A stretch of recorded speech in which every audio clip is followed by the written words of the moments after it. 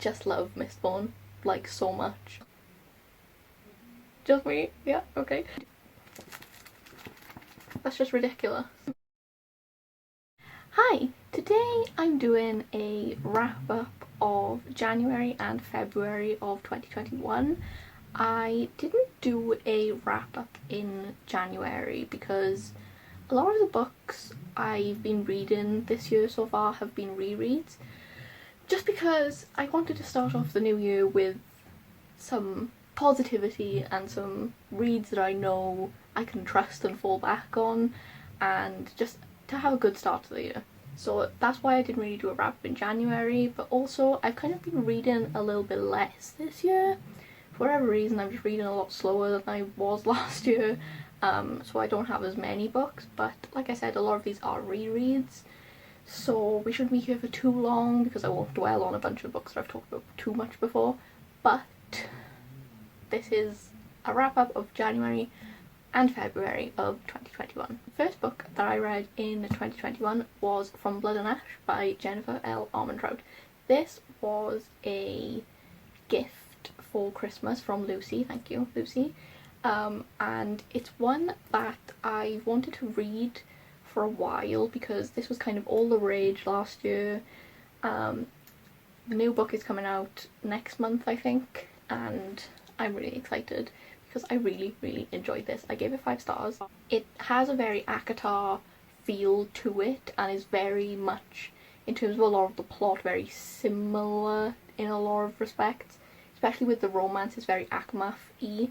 If you like Akamath, I really don't understand why you wouldn't like this, even just a little bit, because I know a lot of people have more issues with the pacing in this book and the plot.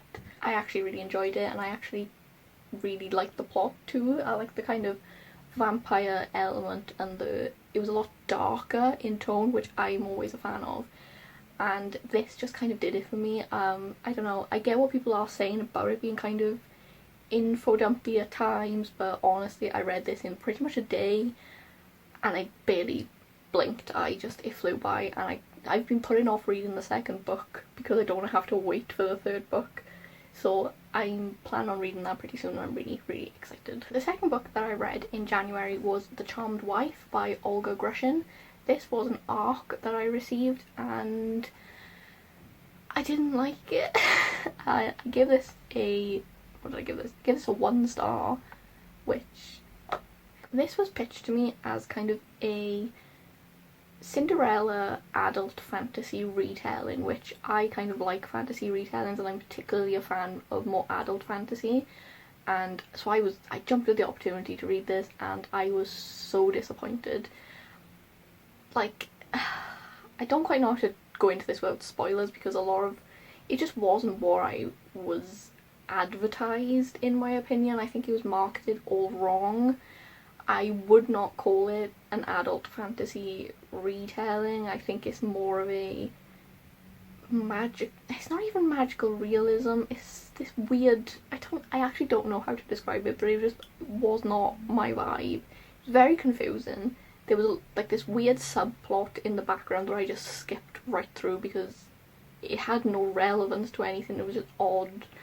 It was like a you know, the mice in Cinderella, they had like their own subplot, but like it didn't mean anything and it was just really rambly and went on for ages, and it just kind of felt like it was quite a short book, which is why I read it quite quickly. I think I read it in a day, but I was also rushing through it because I was not having a good time.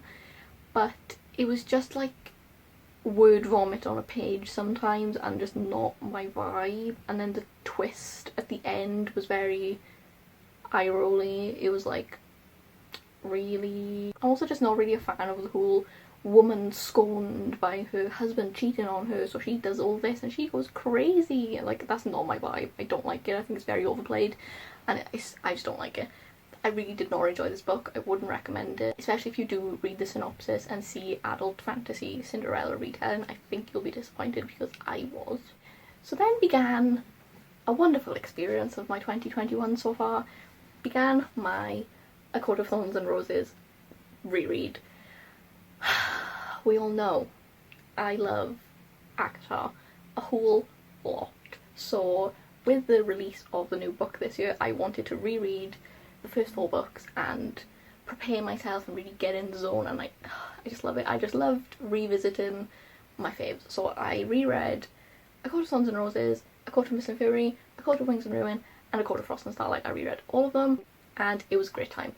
I gave them all 5 stars. I think I gave Frost and Starlight a 4 or 4.5, something like that. I just love them. I think they are my comfort books. They're just easy reads. They have some of my favourite comfort characters. I love the story, I love the romance and everything about it. And I actually really enjoyed it on a reread also. I think it has a lot of reread value for me, because you get to kind of pick up on things, and I don't know, especially with Silver Flames coming up, it was like I could focus more on the kind of subtext between Nestor and Cassian that was kind of setting up for that, which I didn't pay that much attention to on my first read because I didn't know this was going to be another book. But reading it was a great experience for that, and also my my avid shipping of Azriel and Elaine, which occurred during this reread, and it was just so good. I just had the best time. So I reread all 4 of those this year. Another reread that I started this year was my Mistborn Era 1 reread. So I reread The Final Empire and The Well of Ascension. These books, I just love Mistborn, like, so much. I just love Mistborn so much. These books are my children, I love them, and they were my first adult fantasies, and so they mean a lot to me. But yeah, so I reread these, 5 stars, 4.5 stars. I haven't actually reread The Hero of Ages yet because I'm putting off the pain as much as I can, which is kind of dumb because the longer I wait the worse it's going to be. But yeah, I reread these because I want to get through the whole Cosmere, like fully catch up this year. I'm most of the way there, but one of the things I do need to read is Mistborn Era 2, and I just wanted to reread Era 1 beforehand. You don't have to, obviously, but I wanted to because, again, comfort books. I really, really enjoyed these, and I'm always down to reread these books. So took the excuse, and that's what I'm doing. So then once I read The Hero of Ages and just embrace the heartbreak, then I'll read Era 2. So yeah, Final Empire, 5 stars. Again, I gave this 5 stars the first time, I gave it 5 stars the second time. If anything, I enjoyed these books even more on the second read because you pick up on so much more. And also because of the fact that now I've read like a lot more of the Cosmere, I understand things a little bit more and I can pick up on more hints and clues and links. So they have a lot of reread power, I think. So that's really exciting. I gave this 5 stars, like I said. The foreshadowing was just excellent. Yeah, great book, love it. And then The Well of Ascension I gave 4.5, which is actually an upgrade from the first time I read it. First time I read this I gave her a 4. The only reason this one isn't a 5 star is purely because of the fact that it's quite a lot slower than the other 2 books, and there's a lot more political and talking and strategy going on, which isn't usually my vibe, but there is still a lot of action in this, and the Sanderlanche at the end is, again, exquisite. So yeah, I actually bumped this up on reread because, again, the reread power is just very strong with these books, and the hints and the links and the foreshadowing is just excellent, which you don't really get to pick up on the first read, obviously. But also in these books you have epigraphs at the start of each chapter, and they just do not make sense on a first read. Like, you're reading them and you're just kind of just not really paying attention, but when you reread, that's when you can kind of put together the history and the backstory of the world, and that's what I really like about the reread and why I ended up bumping this up. Okay, so the next book I read was a short story collection by Sierra Simone, which was Once Upon a Dream.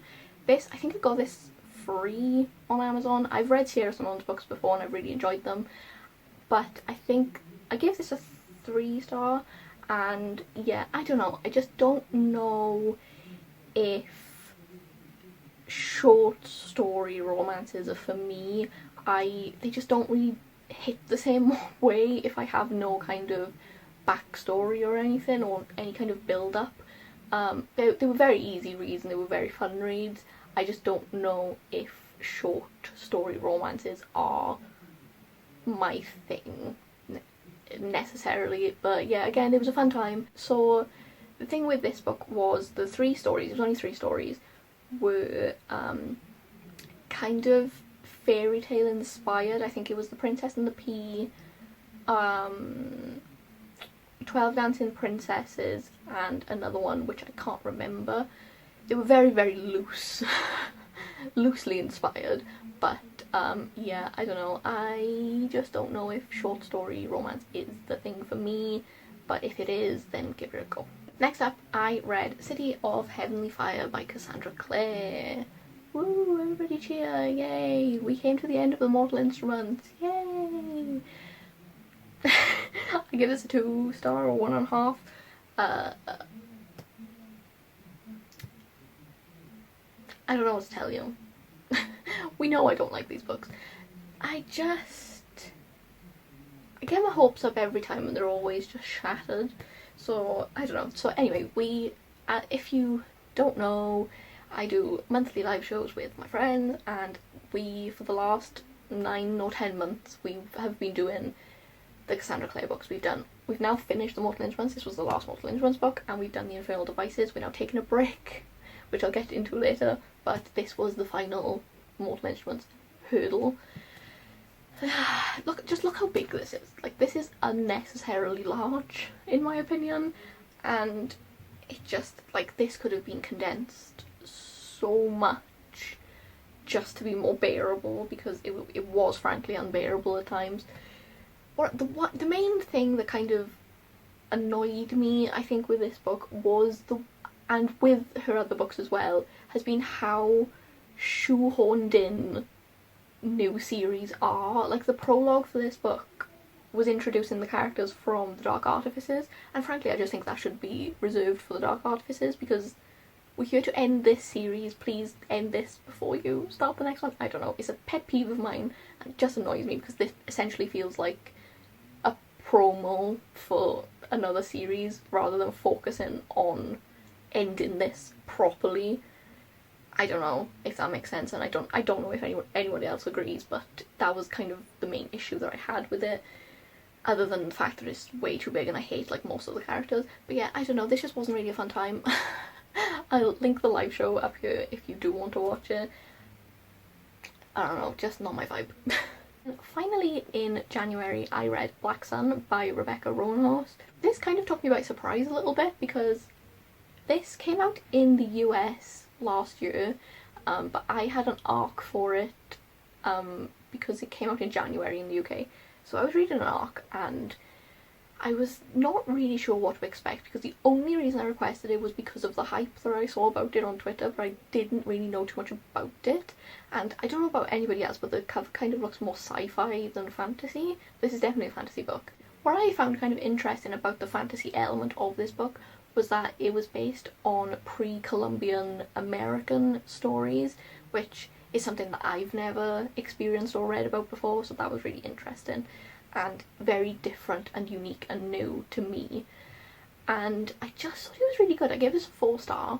It was very unusual. You had a bunch of POVs, all very separate. The one thing that I will say, and I saw somebody say this on Twitter the other day, that this book kind of feels like a big prologue, and I do have to agree with that, even though I did give it 4 stars, because not a lot really happens until the very end, and then it leaves on a cliffhanger, and there's not been a second book release date yet, which is kind of frustrating, because apart from 2 characters you don't really see anybody else interact yet. So, like, you're just kind of waiting for that to happen. It doesn't happen at the end of this book, which is kind of frustrating. So I completely agree that it did feel like a big prologue, but I did really enjoy it. And I thought it was a really good story and very interesting. It gripped me. I liked the different POVs. They all kind of had something different to offer. This book also had really great LGBT representation, where a bunch of the characters, like the main one of the main POV characters is bisexual, and it's not like a thing, it's not like, oh, I'm bisexual, it's just that's what she is, and nobody really, you know what I mean? It was very casually represented, which I really appreciated, and also a bunch of the characters are non-binary or trans, and it's just casual, which I really like, and it was really refreshing, and I really, really enjoyed it, and I thought it was really well done. So I definitely would recommend this. It was a really good fantasy, and like I said, very unique fantasy elements to it as well. Okay, another reread for February was Red, White and Royal Blue by Casey McQuiston. I love this book. This was my first video on my channel, and I just love this book a lot. It's really, really great, and if you haven't read it, what are you doing? Because this is just pure serotonin in page format. And yeah, so I reread this because it was on sale on Kindle, and I bought my sister a Kindle for Christmas, and I was like, hey, maybe you might want to read this. And she was like, oh my god, okay. And I was like, wait, shall we buddy read? But then I don't know if she doesn't read much, and I don't know if she ever finished it, but I took the opportunity to reread and flew right through it because I just love this book. Again, I'm not going to dwell on this because I've talked about it a lot before, but this is just a real package of happiness and sunshine that I just love, and is definitely a comfort book. I think it's a beautiful story, it's emotional, it's just, oh, it's heartbreaking, it's heartwarming, it's everything, every emotion just all wrapped up, and it's just great, and I just love it so much. I cannot recommend it enough. Next up was another arc, which was Plain Bad Heroines by Emily M. Danforth. Again, this came out in the US last year, but it came out in February in the UK, and I was very intrigued by this because, again, last year I saw it kind of talked about on Twitter because it was this kind of spooky, gothic, sapphic story, and it just sounded really interesting because I don't read horror. I've said this before, I don't read horror at all, but I've never read any like gothic horror or anything like that, and I just was really intrigued by this. And I really struggled with writing a review for this because my feelings were kind of all over the place. This was quite a long book. I think it was like 600 pages or something. It was quite long, and it did have a tendency to drag, which was, I think, the main issue. I give this a 3-star. But I liked the plot and I liked the spookiness of it. It definitely did spook me in parts. So you kind of have this dual timeline going on of a all-female boarding school in the past where a bunch of kind of spooky, mysterious deaths were happening, and they all kind of have this book in common. And then in the future there's a film adaptation being made of this story of these mysterious deaths in the past, so you kind of follow both.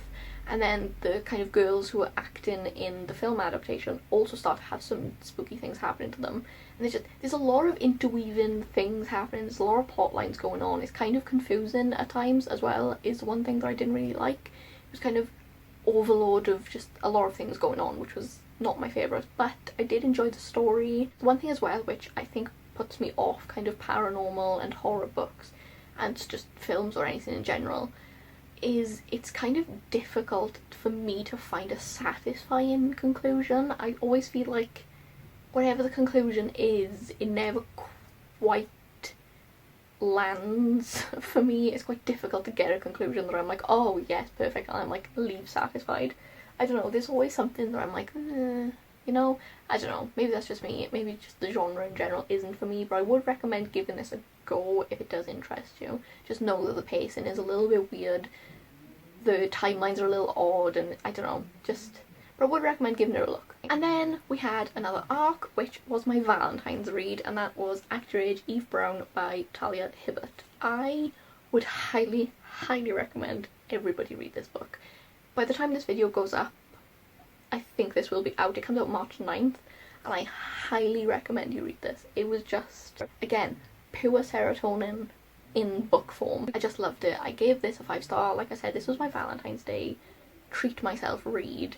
I read this all in one day, adored it, it was great. So this is the final installment in the Brown Sisters trilogy, and I read Take a Hint, Danny Brown last year, absolutely loved it.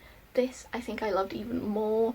It has, so we follow Eve, who is currently struggling with settling down and finding a career and job that she feels happy with, and just finding her place in the world and in her life. And her parents kind of force her to take these steps and just go and find what makes her happy. And so she leaves and she finds herself at a B&B in the Lake District, where she meets Jacob, who runs this B&B, and he's currently looking for a chef for his B&B. There's just this amazing grumpy sunshine dynamic in this book that is just perfect. It is everything. I loved it so much.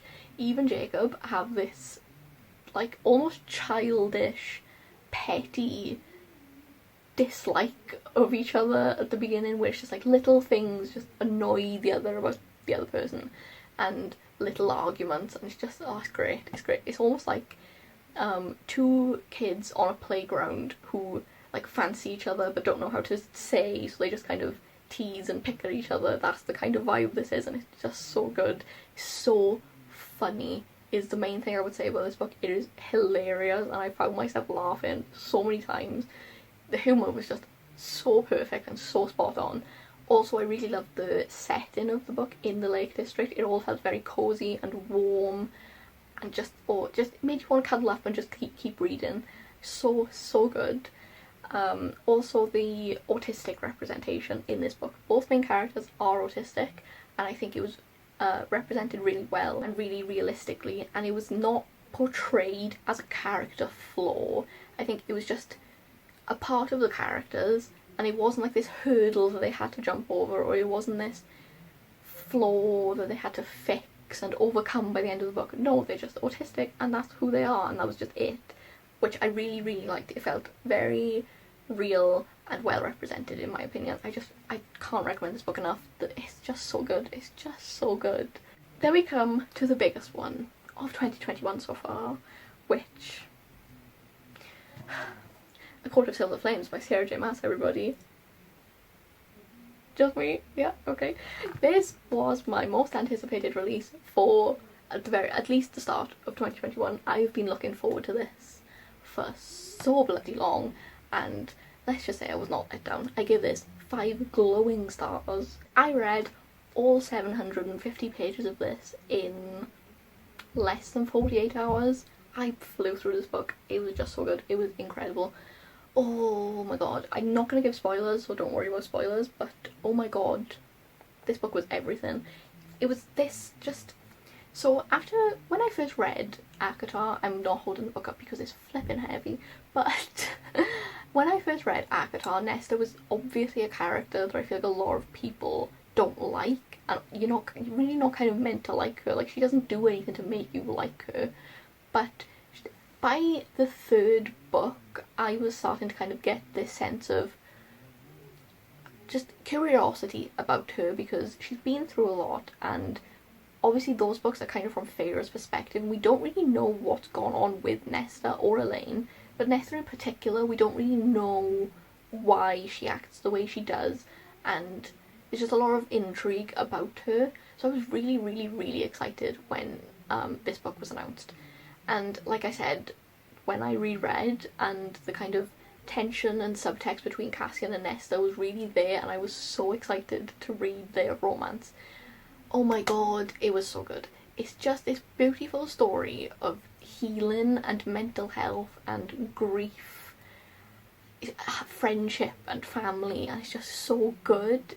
I don't know, like, I know a lot of people like to joke about these books just being like, you know, fairy poems, and like, that is funny, but I also just think there's just some beautiful healing stories in these books that I don't think a lot of people appreciate. I don't know, maybe that's just me. I saw a lot of myself in both Feyre and Nesta, and they both feel very real, and I just love the development of them from the start to the end of their books. Like, Nesta at the start of this book is so completely broken, and then at the end, throughout the course of the book, you kind of see her kind of mend herself, because that's the important thing as well, is it's not a romance book where Cassian comes along and he says, Nesta, it's all going to be okay, and then he fixes everything. Nesta very much fixes herself, and Cassian is there as support, which I also really like. It's not just like, oh, she needs him to fix her. She fixes herself, and he lets her fix herself. But also, there's, like I said, I'm not going to go into spoilers, but there's also a really, really lovely female friendship that forms in this book, and it's so, so lovely, and I saw a lot of myself and my friends in those relationships, and it's just so good. It was so good. I cried, I laughed, it was just, the whole range of emotions was just so good. I think also getting to revisit characters that we all know and love, but also getting to see them from a different perspective, because we've always kind of seen them with these rose-tinted glasses on. And I know a lot of people complained about how some of the other characters that we know acted in this book, but for me, I don't think any of them acted particularly out of character to what we know. I just think we're seeing it from a different perspective, other than Feyre just with her heart eyes all the time, you know? We're seeing it from an outside perspective, which I think was just really fun and added a whole new layer to the characters that we know and love. And I just love the relationships between everyone. I'm such a sucker for found family. I just love it. I could talk about this book for a long, long time. I've written a whole review. I'll link my review down in the description, because I wrote a fairly lengthy one. I just love this book. I think it might even be my favourite out of all of them, potentially surpassing Akamath, which I know bold claim.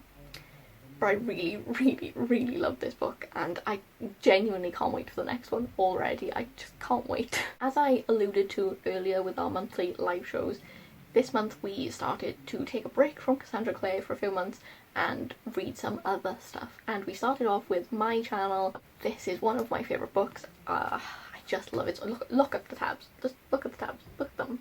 It's like, that's just ridiculous. No? Just too much. There is a system to it, but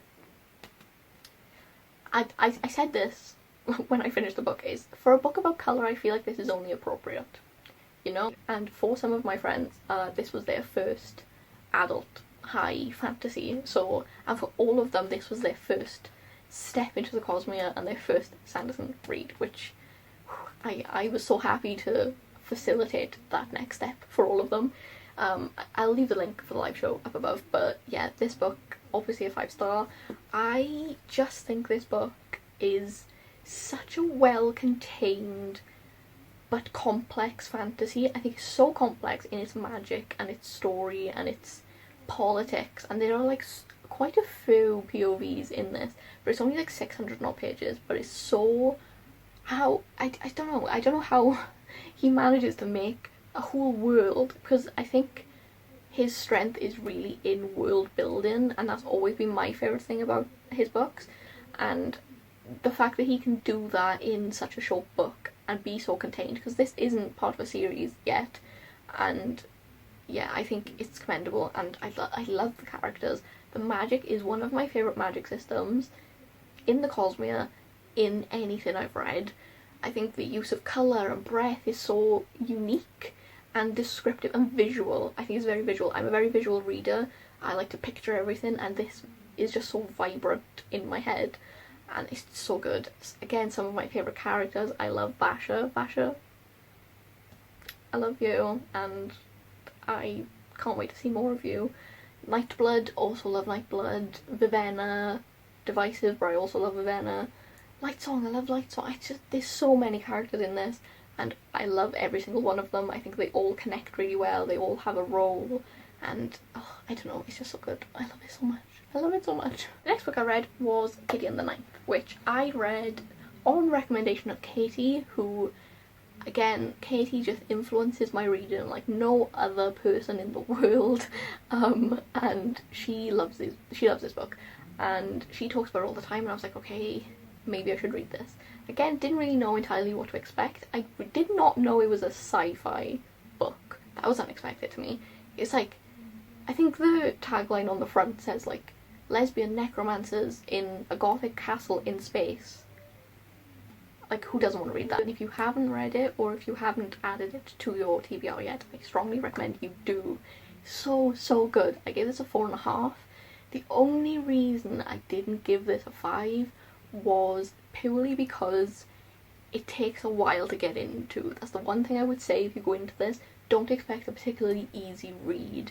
The writing is very unique and unusual, and I've never quite read anything like it. The writing is kind of complex and difficult to try and get into, and I did have to Google a few words a few times, but yeah, and the story kind of takes a while for you to find your bearings and understand what's going on. Like, there's not like a lot of exposition or anything at the beginning. You kind of find things out along the way, and it's kind of difficult, but I would suggest you stick to it past the halfway point.